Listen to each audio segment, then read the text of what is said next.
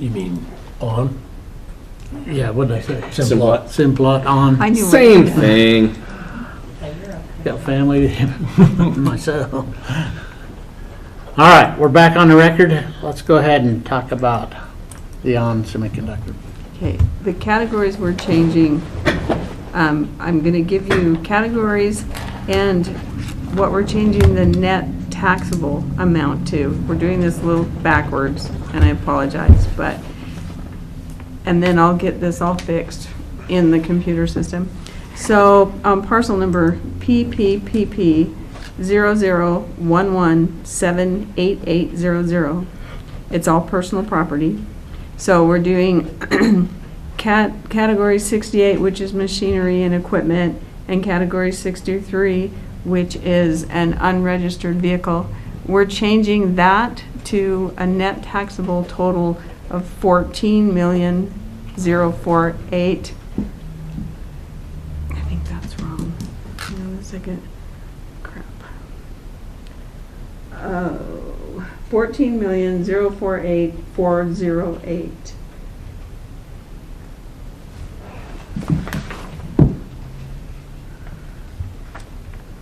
On those two categories, yeah. That's what we're changing those to. And then on real property, parcel number CPP 110700. We're changing category 43, which is buildings, to a net taxable of $15,114,475.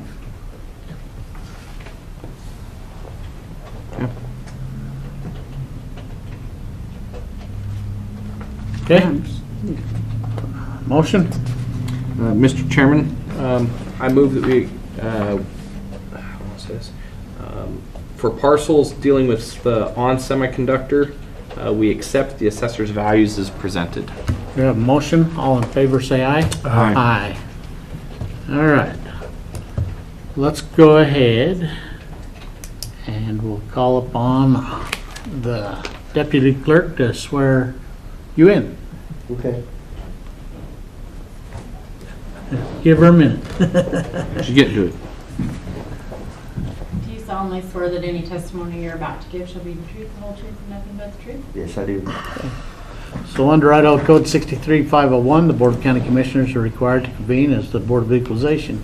We're here to determine market value under Idaho Code 63205, which states that all real, personal, and operating property subject to property taxation must be assessed annually at market value for assessment purposes as of 12:01 a.m. of the first day of January in the year in which such property taxes are levied. Furthermore, under Idaho Code 63502, the function of the Board of Equalization shall be confined strictly to assure that market value for assessment purposes of property has been found by the assessor, and to the functions provided for in Chapter 6, Title 63, Idaho Code, relating to exemptions from taxation.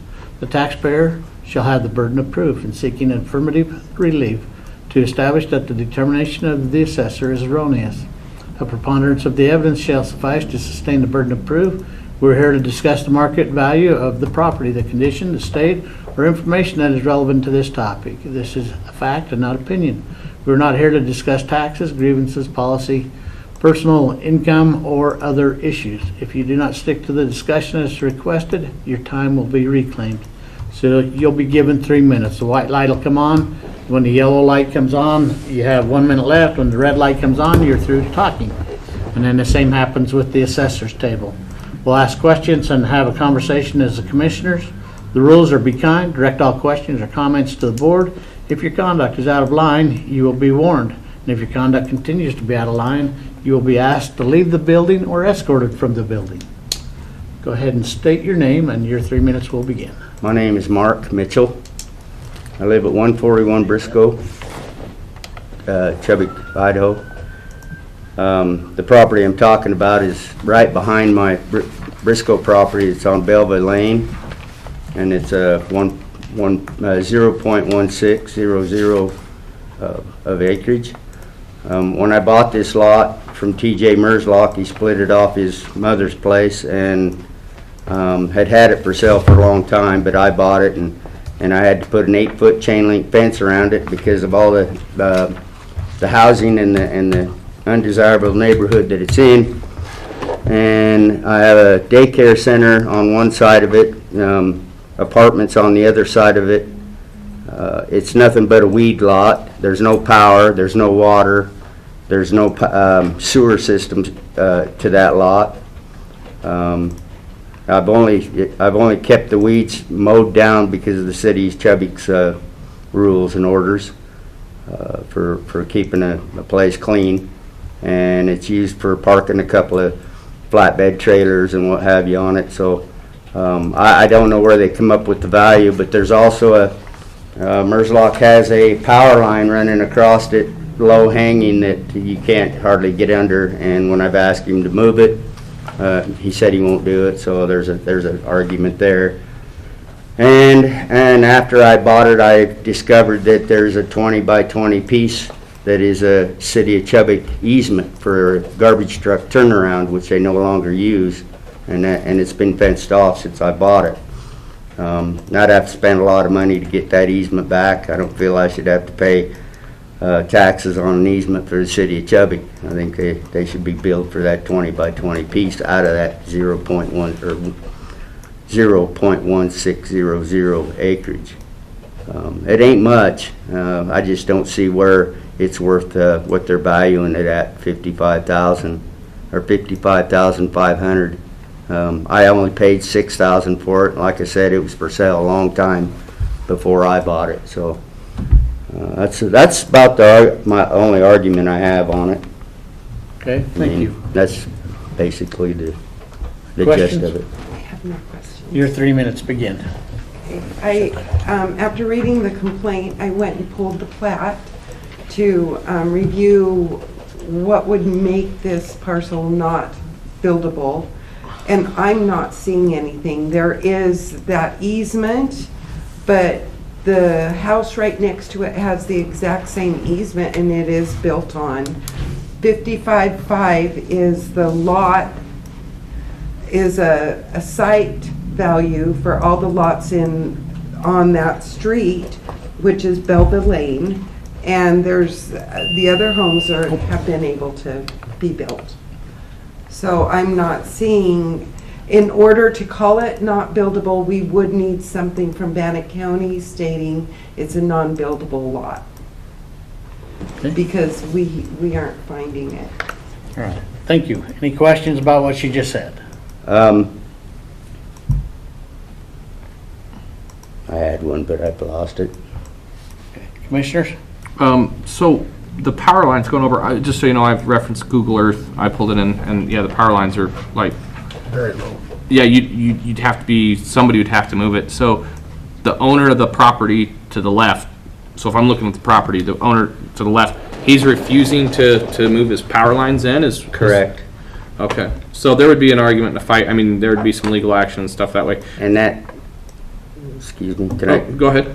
And that brings up what I was thinking about when, I didn't catch her name, but when she was talking, was that house that you're talking about on the left and the one on the right of that lot. Both those houses has been there for 50 years or better. So the property lines has always been kind of messed up on that street. And yeah, I guess I should let you know that I was raised on that street, so I've got to watch I know all about it. So, but yeah, both those homes that she's talking about that's built there's been there for years. Okay. So yeah, there would be a, I think there's some issues. You probably could build something on that, but there would need to be some clarification. The power pole, I think, I don't know if you would have to pay for it or they would have to pay for it, but it would be an argument of what's there. Because it was an existing plot line, a split, and that power pole's right here, and so they'd actually have to move that power pole and put 2 new power poles in. Just one. They wouldn't allow you, what I'm saying is, they'd actually put 2 in, because you can't have, your property would still have, well, they might keep the one, but I think they'd probably make you have to do 2, and they'd put a cost to and if you had to pay for it, that could be several $1,000s.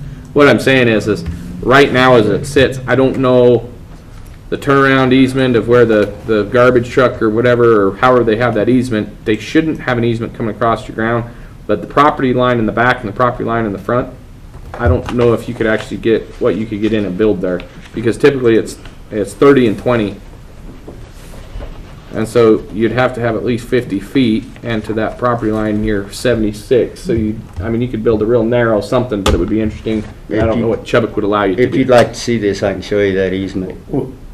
We can't look at it because it wasn't in the packet. Okay. But if there's an easement, I'll take your word that, okay, so what I would say, Mr. Chairman, is I guess I should have timed myself. I would say that getting it up into the 50s is probably not, until you figure out the power pole, and if there is a recorded easement and something on there that says that it can't be there, the city of Chubbuck will take that.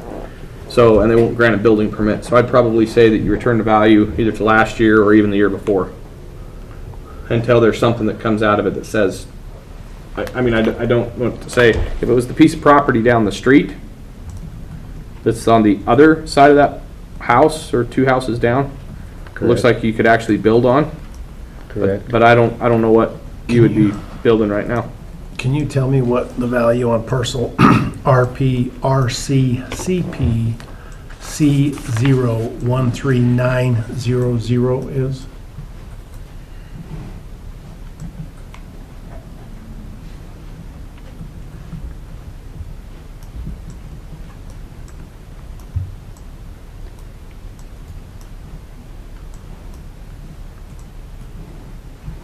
Didn't punch it in right.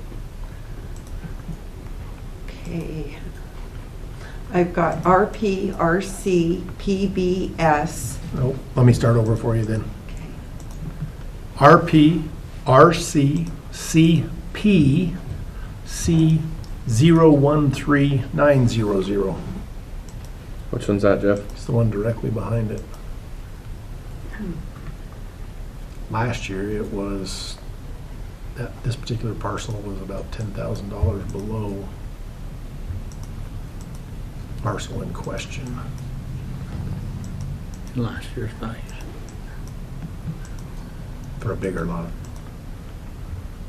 So I'm just seeing where it's at this year.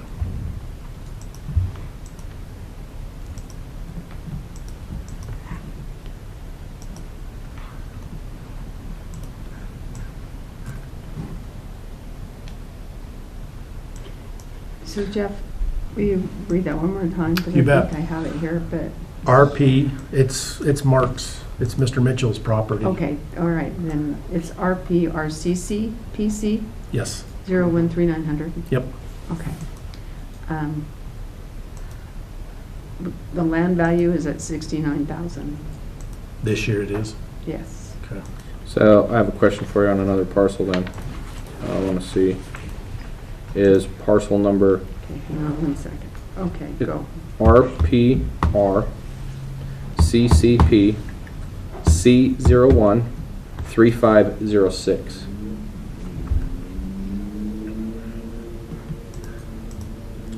$62,784. So that's the bare land on the other side of that house that is twice the size of the lot. And like I said, I don't have a problem with having value assigned to the parcel, but without having some power poles moved, or and to determine who that is.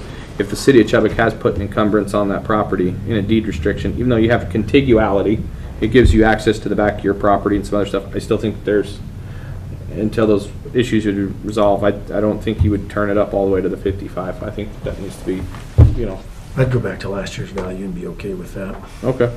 I'm okay with that.